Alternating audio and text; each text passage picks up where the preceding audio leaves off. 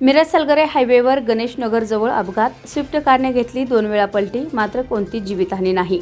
पाहूया आमचे प्रतिनिधी श्री बाळासाहेब गुरव यांनी घटनास्थळावरून घेतलेली प्रत्यक्ष माहिती।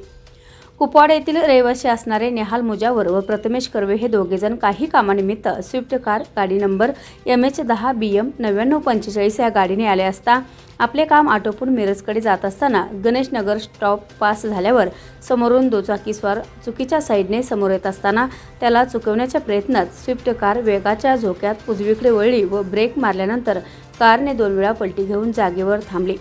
गाडीचे बऱ्यापैकी नुकसान झाले आहे, मात्र दैव बलवत्तर म्हणून कोणती जीवितहानी झाली नाही।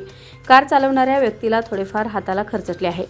ज्या दुचाकी स्वाराच्या चुकीमुळे अपघात झाला तेव्हा अपघातानंतर तो केव्हा पसार झाला हेच काही कळाले नाही, असे अपघातग्रस्त नेहाल मुजावर यांच्याकडून सांगण्यात आले। याबरोबरच हे बातमीपत्र संपले। पुन्हा भेटूयात पुढील बातमीपत्रात। तोपर्यंत नमस्कार।